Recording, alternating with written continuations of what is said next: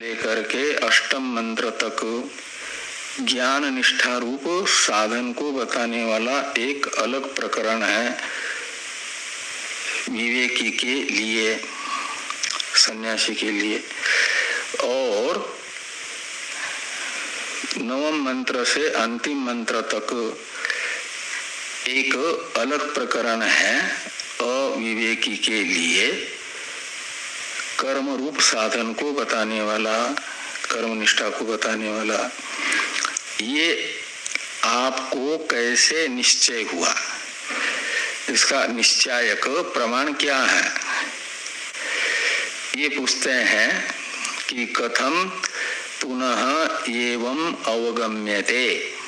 एवं यानी अभी जो बताया हुआ है अलग अलग दो प्रकरणात्मक विभाग, रीति पद्धति, तो अभी बताए हुए पद्धति के अनुसार ये प्रकरण द्वय ईशावास्योपनिषद में है। ये आपको कैसे निश्चय हुआ, आपने कैसे निश्चय किया।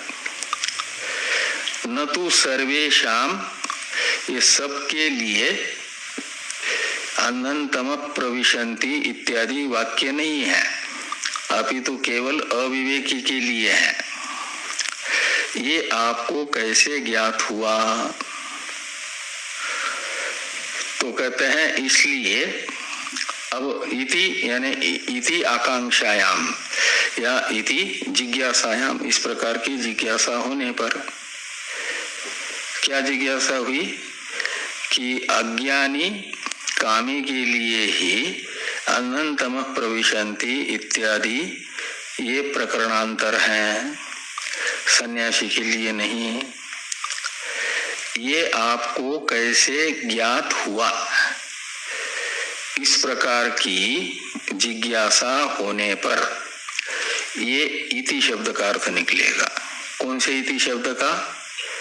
न तो सर्वेषाम इति, यहाँ पर जो इति शब्द है उच्यते, तो कहते हैं इस प्रश्न का उत्तर हमारे द्वारा दिया जाता है। अस्माभिः उच्यते,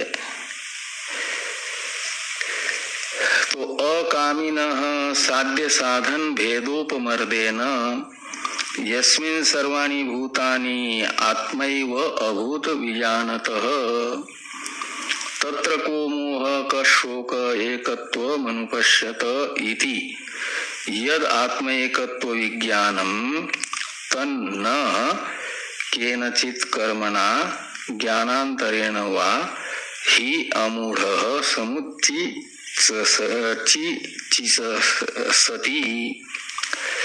तो ये कहते हैं कि अकामिनः, ये विशेषण है विजानतः का। तो विजानतः का अर्थ है विवेकी, आत्मानात्म विवेकवान। क्या वो तो अभी ये संबंध भाष्य ही चल रहा है, अभी एक दो पृष्ठ और इस संबंध भाष्य ही चलेगा, उसके बाद मूल मंत्र आएगा। वहां से आपके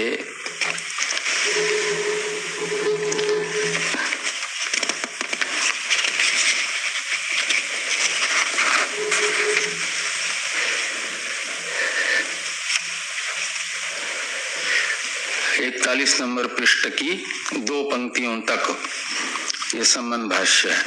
नहीं शास्त्र विहितम किंचित अकर्तव्यताम यात, मिला।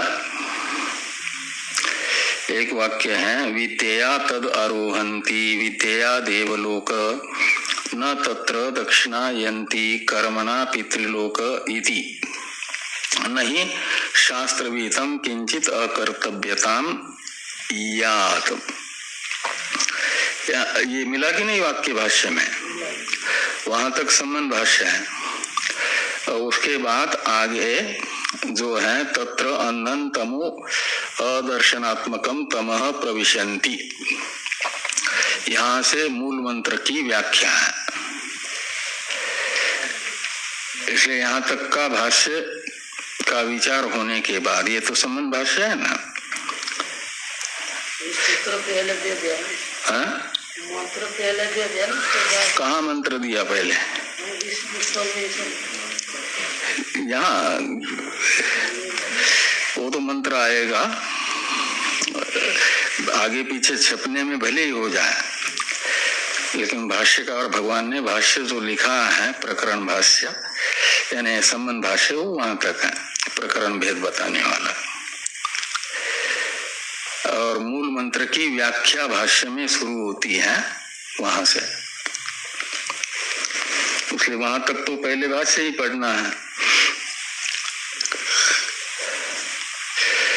और यहाँ पर जो भाष्य में लिखा है अनंतमः इत्यादि, ये कोई मूल मंत्र का प्रतीक नहीं, ये कहा कि यहाँ इसे ये प्रकरण शुरू हो रहा है जो कर्म करते हुए ही जीना चाहता है उसके लिए।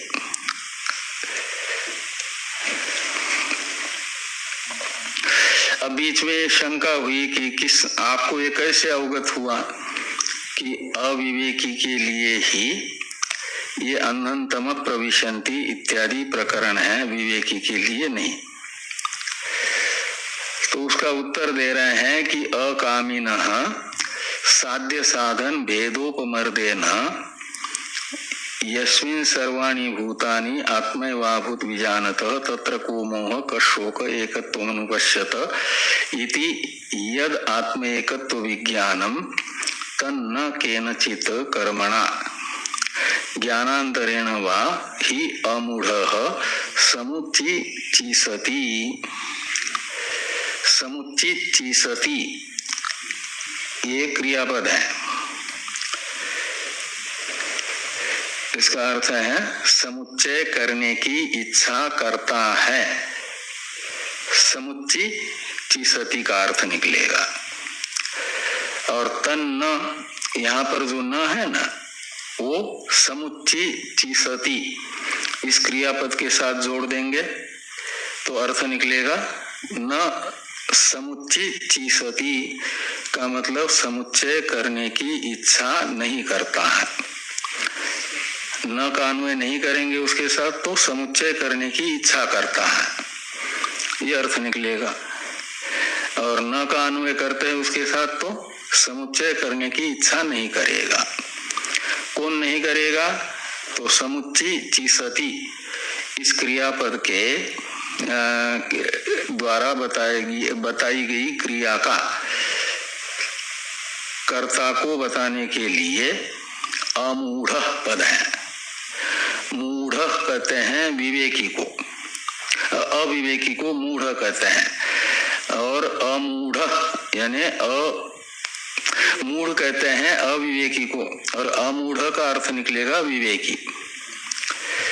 तो अमूढ़ यानी विवेकी, जिसको शास्त्र का यथार्थ ज्ञान है, शास्त्र के अर्थ का,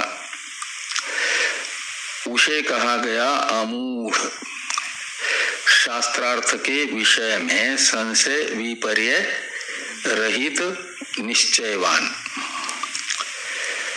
शास्त्र मर्मज्ञ अमूढ़ कहलाएगा।